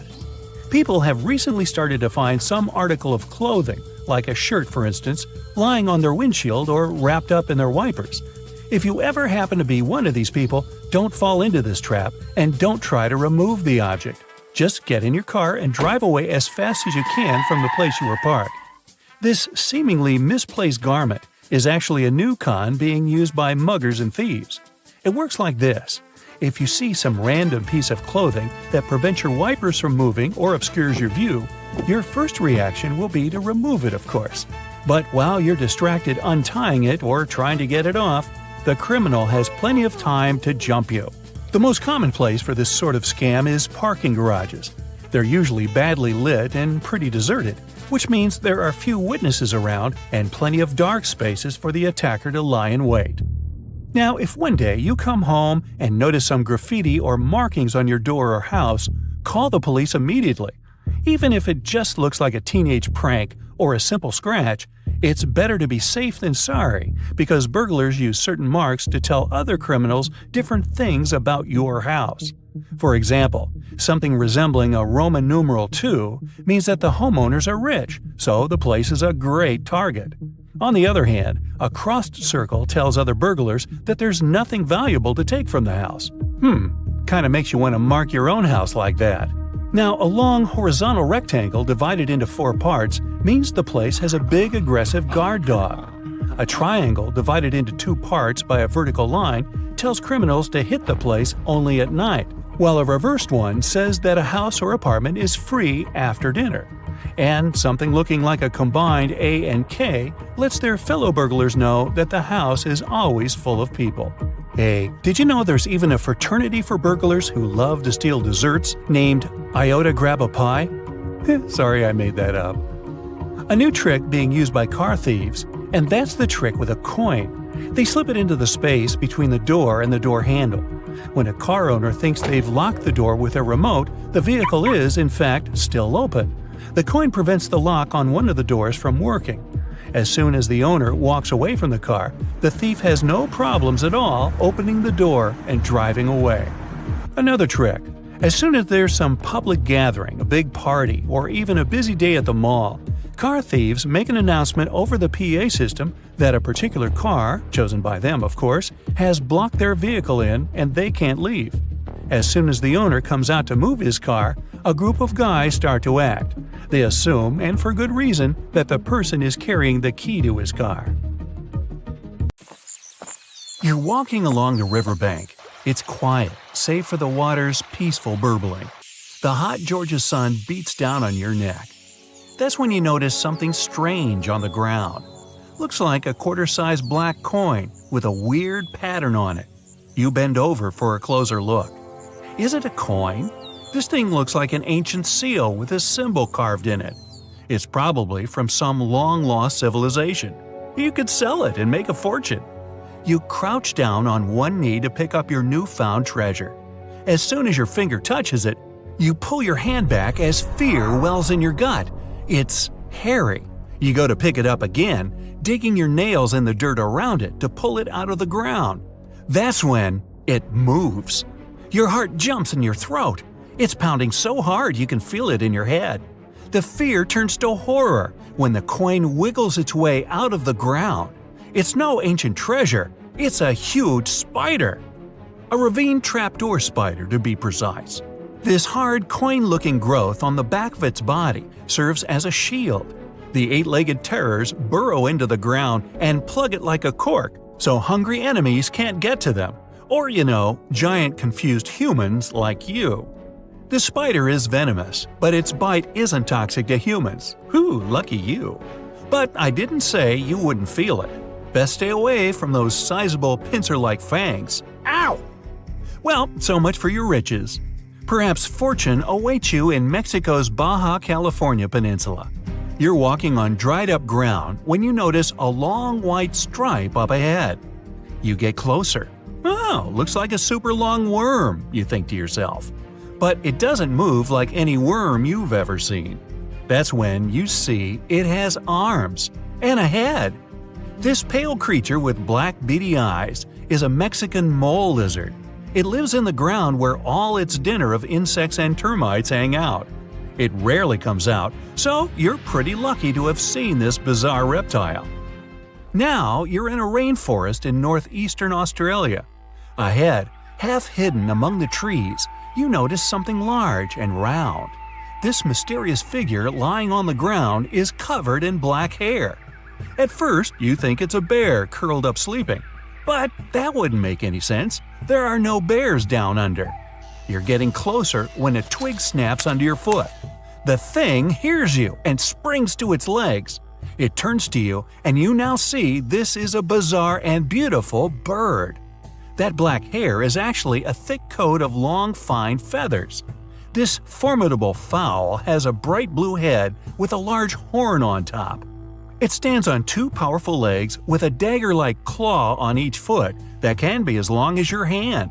Take away those feathers, and you might mistake this thing for a velociraptor. But it's actually a cassowary, the most dangerous bird in the world. It could jump straight over your head if it wanted to, definitely high enough to kick you in the chest. And its blows are strong enough to break bone, not to mention that claw that can cut through anything like butter. This bird was made to hunt and avoid being hunted. Don't even consider running away, not unless you too can sprint over 30 miles per hour. Diving into that lake over there won't save you either. This bird is an excellent swimmer. Best just to back away slowly and hope it doesn't come after you. Another creature that proves it's best to keep your hands to yourself is the panda ant. The naming is obvious. It's black and white and furry like the beloved bamboo-chewing bear. This furry little bugger lives in the forests of Chile. But don't go to pet this fluffy little ant. What you're looking at is no ant at all. It's a species of wasp. That black and white coloring serves one purpose: to warn others of this insect's powerful sting. And if that doesn't make you back away, the wasp will let out a squeaking sound. It sounds cute to us humans, but it means a painful sting is around the corner. These insects are loners, they don't live in colonies and don't have nests. They're also parasites. A female panda ant lays eggs next to the larvae of another insect. Then the hatched babies use these larvae as food. Surely you've seen bugs that look like leaves and twigs. But what about a creature that looks like a beautiful orchid? You can find this fragrant flower in the forest or a green field among other plants. But make sure that's a flower you're leaning in toward to smell. If it's not, you risk being bitten by a praying mantis. The orchid mantis is nearly impossible to distinguish among the flowers. It has pink-white coloring with legs and claws that look identical to little petals. It uses its resemblance to the plant to hide from predators and hunt insects that love these flowers. A butterfly or a bee flies up to the flower when one of the petals starts moving. The unsuspecting meal might take it as simply the wind. But then the petal turns into a sharp claw that suddenly grabs the insect.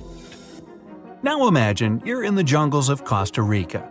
You notice a brown snake sitting on a tree branch in front of your face. The snake looks like it's about to strike. Well, you want to run away as far as possible, but notice that this snake is unusually short, and it doesn't lash out at you. You wait, but the snake keeps staring at you. It doesn't even hiss. Lucky for you, it'll never bite because it's not a snake, but a caterpillar. The hawk moth caterpillar can change the shape of its body to look like a menacing serpent. This easily scares away any hungry foes. The coloring and pattern on the skin imitates a snake's scales and eyes. This insect also knows how to move like a reptile. A master of disguise, this one. Let's get out of the hot jungle and head to Central Europe. You're in the middle of a sunny green meadow. Colorful flowers bloom around, birds sing, and bees buzz by. Among the bees, some are not what they seem. You'd hardly be able to distinguish the imposters. But if you look really closely, you'll see the golden bee fly moving through the air. It looks like a bumblebee, but it's the buzzer's biggest enemy. The golden bee fly sneaks into bee nests and lays eggs there. Its larvae hatch and feed on the bees and flower nectar. The yellow and black coloring allows the intruder to go undetected the whole time. The camouflage also keeps enemies away. Nothing would touch this fly if it thinks it'll get a bumblebee sting. The next spot on your journey is the rainforest in southern Thailand. Now, be extra careful and watch your step, not because the next animal is poisonous or bites, but because you might actually step on it. The leaves from the trees have fallen and turned a gray-brown hue. Among these leaves, it's tough to distinguish the Malaysian horned leaf frog.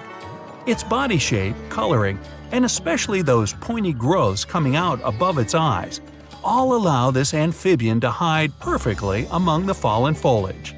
This frog can sit for hours in one place, waiting for its next meal to come close enough to… Now you're in a garden. You see a beautiful bright flower and a small bird hovering near it. The bird flaps its wings so quickly you can hardly see them. And that long, needle-like beak makes you immediately assume you're looking at a hummingbird.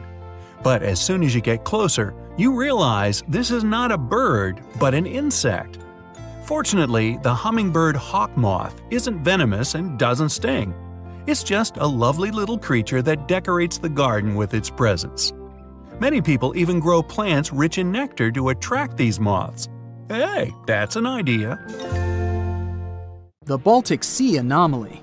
In 2011, a diving team came down to the bottom of the northern part of the Baltic Sea. They went on a treasure hunt, but what they came upon was a pretty weird object. When they took photos and showed them to others, many believed it was a sunken spaceship of another civilization. Other people thought that some natural causes formed the object, but the metals inside the structure definitely couldn't have been formed naturally. Now, some scientists even believe it was something that appeared way back in the Ice Age. Maybe it was even a meteorite that ended up trapped under ice back then. A maelstrom is a whirlpool, some sort of a powerful rotational current that forms when two currents collide and create a circular vortex. Even fearless Vikings were afraid of maelstroms because those were forces so powerful that they could sink large ships. These whirlpools remain dangerous even today, but luckily, not for big modern ships that are large enough to withstand the power of maelstroms. But a cruise ship that gets into a maelstrom usually faces massive waves that can rock even big vessels from side to side pretty intensely. A maelstrom can be so strong, it can turn into some sort of an underwater black hole. Yep, black holes are not only present in the cold expanse of space, you can find them here on our home planet too, swirling in the oceans. They're similar to those in space, since they're compacted so tightly that nothing they trap can escape. Underwater black holes often span up to 93 miles in diameter. And if you got into one of those, you probably wouldn't even know it. These black holes act like vortices, but because of their size, even professionals can hardly see their boundaries. Here's something relaxing. Next time you go to the beach, pay attention, and maybe you'll see an optical phenomenon called the green flash. You can see it shortly after sunset or right before sunrise. It occurs when the sun is almost completely below the horizon, while its rim, the upper one, is still visible. For just a second or two, that upper edge of the sun will appear green. It's because you're looking at the sun through thicker parts of the atmosphere as it's moving down in the sky. As it's dipping below the horizon, light refracts, or bends, in the atmosphere and gets dispersed. Wait for a clear day with no clouds or haze on the horizon to see this phenomenon better. You've been looking forward to a nice swim, only to realize that the water in the ocean is red? Better avoid going in. Florida is known for its red tides. It occurs when the concentration of specific microscopic algae is higher than normal. Thousands of species of algae in marine and fresh waters are mostly harmless to animals and humans. They even help us, since they're an important source of oxygen. But some, like the algae that makes the ocean red, can be extremely dangerous for marine animals, like sea turtles, fish, and seabirds. This kind can grow out of control and produce neurotoxins harmful to humans, especially those who have some respiratory issues. Such people should avoid red tide areas, especially when winds are strong enough to push the algae toward the shore. Volcanoes can spew poisonous gas, ash, and red-hot lava. Those are the most obvious dangers most of us already know about. But submarine volcanoes can be very tricky in their own way. Sometimes, when they're located in shallow waters, they reveal their presence by blasting debris of rock and steam high above the surface.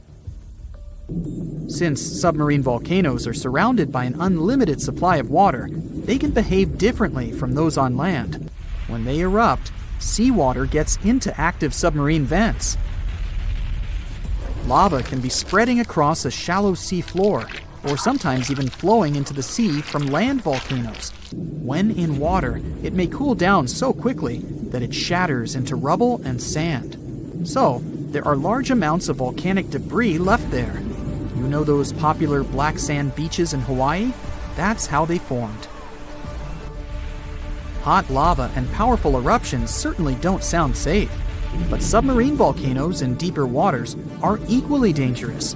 Even though they're not necessarily erupting, they produce pockets of bubbles. These bubbles reduce the density of the surrounding waters, which can even sink ships. The worst thing is that when you look at the surface of the ocean, you can't understand something's wrong. But at the same time, tiny bubbles are there, causing ships to lose buoyancy, and with very little warning. A cross sea is a rare phenomenon, beautiful to observe, but also very dangerous. It's when you see square waves, which are more common in shallow parts of the ocean. That's something you can often see in France or on certain beaches of Tel Aviv, but it can also happen in many coastal areas across the world. A cross sea occurs when two wave patterns travel at oblique angles. They form this checkerboard-like pattern. It mostly happens when two swells meet, or when a swell pushes waves in one direction, while a strong wind pushes them in another. These square waves can be dangerous for swimmers and boaters. The waves produced by strong ocean currents can be pretty unpredictable and tall, sometimes up to almost 10 feet. This phenomenon is sometimes called white walls. These waves can be so powerful that they can turn over even big boats. If you fill a clear glass with some ocean water and take a closer look, you'll see it's full of very small particles. Seawater contains dissolved salts, fats, algae, proteins, detergents, and other bits of artificial and organic matter. If you shake that glass, you'll see tiny bubbles forming on its surface. That's how sea foam forms when waves and winds agitate the ocean. When you see thick sea foam, algal blooms might have caused it. When big blooms of algae fall apart in the sea, large amounts of that matter move in the direction of dry land. Most kinds of sea foam aren't dangerous to humans, but when blooms of algae fall apart, it can have a negative impact on both the environment and people. For example, when sea foam bubbles pop, the toxins they contain get released into the air, and they can irritate your eyes or cause some other health issues. You can see a tidal bore in the areas where a river empties into a sea or an ocean. It's a powerful tide that goes against the current and pushes up the river. A tidal bore falls into a category of something called the surge, which is a sudden change in depth. A tidal bore is a positive surge, which means it pushes up a river, making it much deeper. A negative surge is when the river suddenly becomes very shallow. You won't see tidal bores everywhere. The river must be fairly shallow with a narrow outlet to the sea. The place where the sea and the river meet must be flat and wide. Also, the area between low and high tide must be at least 20 feet across. Of course, there are some exceptions, like the Amazon River, the world's largest one. The mouth of the Amazon is not narrow, but the river experiences tidal bores. That's because its mouth is shallow and has many sandbars and low-lying islands. The tidal bore is so strong there that the river doesn't even have a delta. Its sediment goes directly into the Atlantic Ocean, where fast-moving currents take it away. A tidal bore is often unpredictable and can be extremely rough. In many cases, it changes the color of the river from greenish or blue to brown. It can damage vegetation or even tear trees out of the ground. So, recreation sports like kayaking and river surfing can be hazardous in these areas.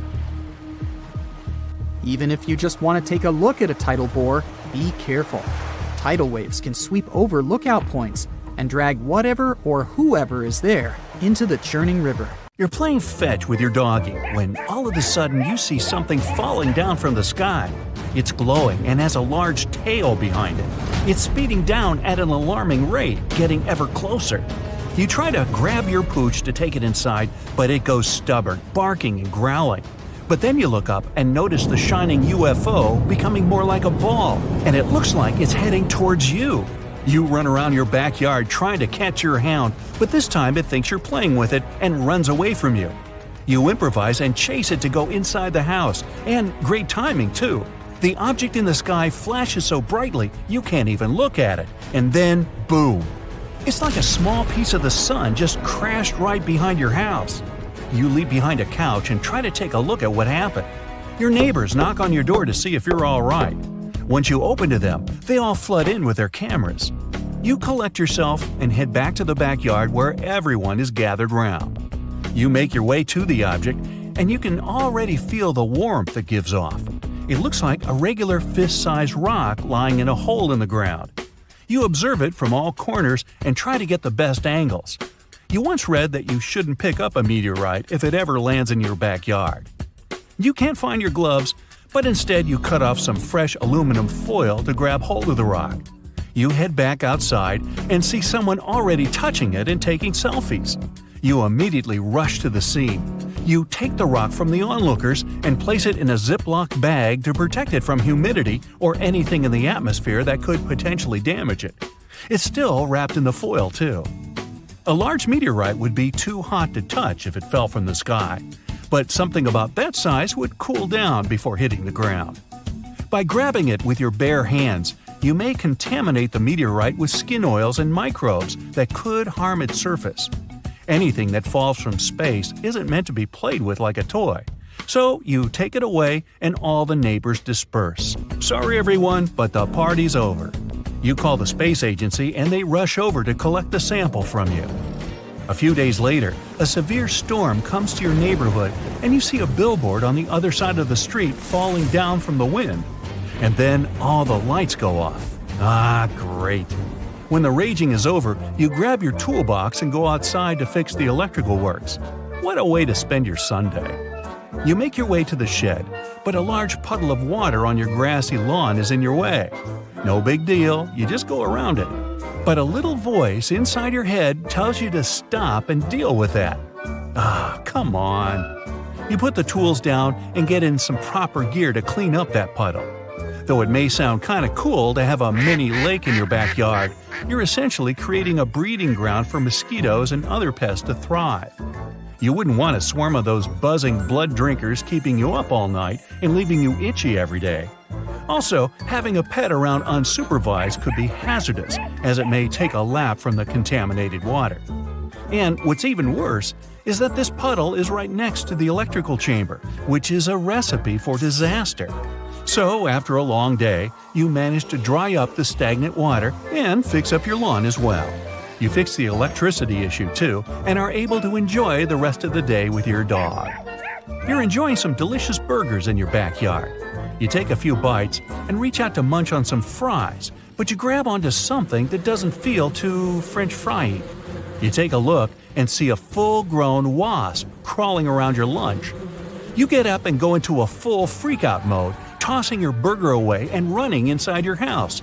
You shut the door and grab onto your dog. Yeah, you may have overreacted just a tad bit. But anyway, you're looking at your freshly grilled patties laid out on the table and see another wasp join the first, and then another, and another. You step back outside and try to find where they're coming from. You glance about suspiciously, and as you walk around, you notice a wasp flying back and forth from the grill to an area by the roof. One goes back to the roof, and two other wasps come out. Yep, there's definitely a wasp nest over there. You grab a ladder from the shed and climb up to see a small hole in your roof where the wasps created a nest. And it's a good thing they made that nest outside. There have been cases where people found wasp nests inside their homes, behind closets and cupboards in their kitchen. Your dog wanders outside and tries to get a bite off of one of those patties. The wasps around seem intimidated and fly around your dog to give it a good warning. But luckily, you jump to the rescue, snatch your dog away, and tuck it inside. Wasps don't usually sting humans unless agitated. And the difference between good old honeybees and wasps is that the latter can sting multiple times. But wasps are still extremely beneficial for us because they keep insect populations in check. Wasps don't become prey as often as other creatures, which is why farmers even deploy some onto their crops. At this point, the wasps have taken over your little grill and left you alone inside. They invite more of their friends and are even playing cool party games. You look at your dog and it's extremely disappointed in what happened.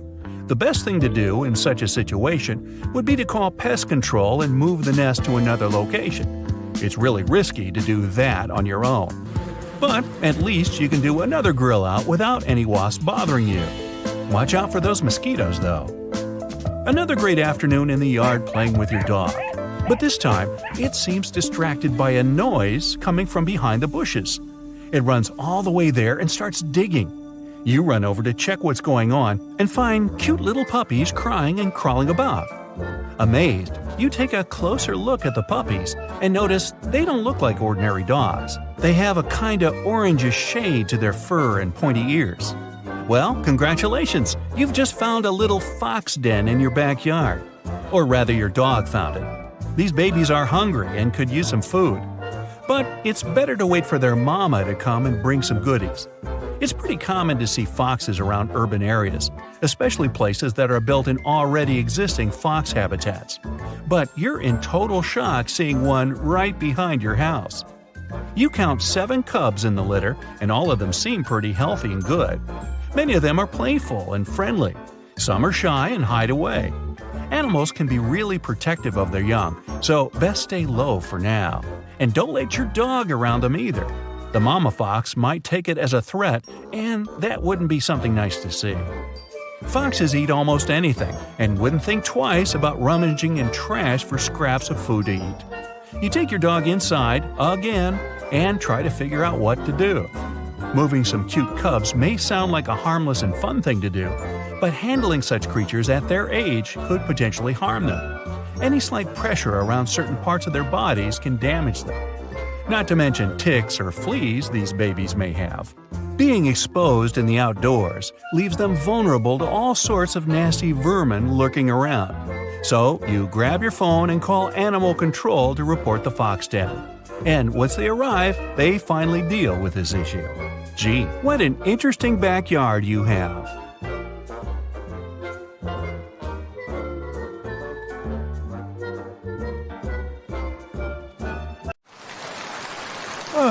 It's a rainy Thursday evening, and you curl up in your armchair with a cup of hot chocolate and a new Brightside video.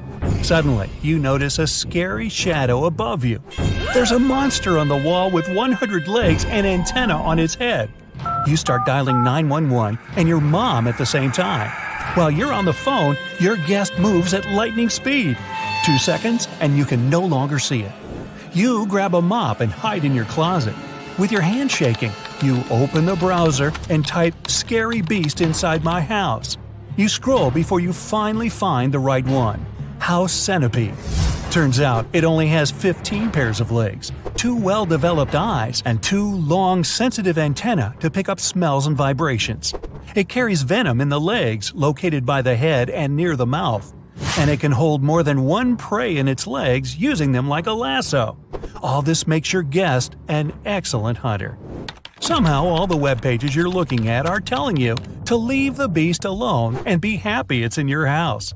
A lot of people are trying to get rid of them, but house centipedes are a natural and free pest control in your home. They'll help you get rid of bugs, flies, ants, moths, spiders, termites, and cockroaches.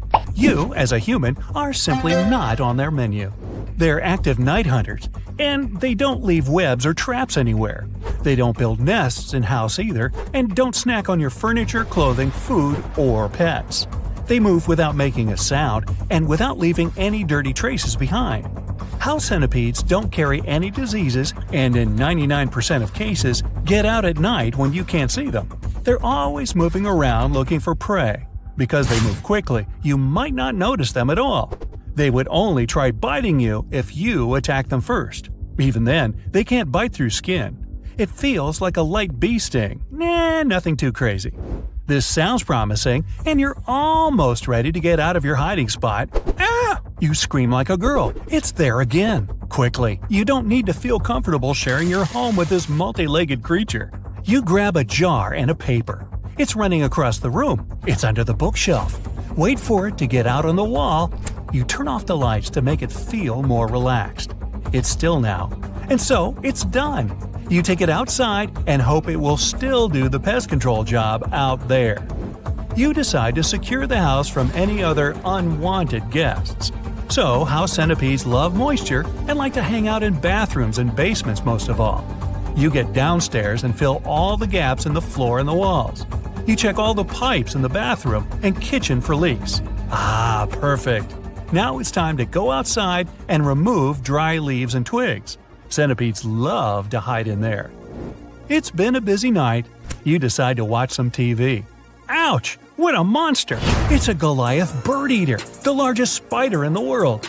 And just like the house centipede, it looks way scarier than it actually is. The Goliath diet includes insects, frogs, and rodents. It lives in northern South America. Despite its huge size, it can't hurt a human with its venom, no more than a bee sting. The next guest on the show is the whale shark. Obviously not a bug. It's the largest shark and fish in the world, slightly bigger than a double-decker bus and as heavy as 5 elephants. They have 300 tiny teeth in their mouth, and they use those on plankton and the occasional fish. Whale sharks are slow swimmers and the kindest of all sharks. They even play with divers. In fact, humans are more dangerous to them than they are to humans. Despite its huge size, giant African millipede is a shy guy and would rather hide under the rocks all day. The only thing it can attack is dry leaves on the ground. This way, it plays its role for the environment.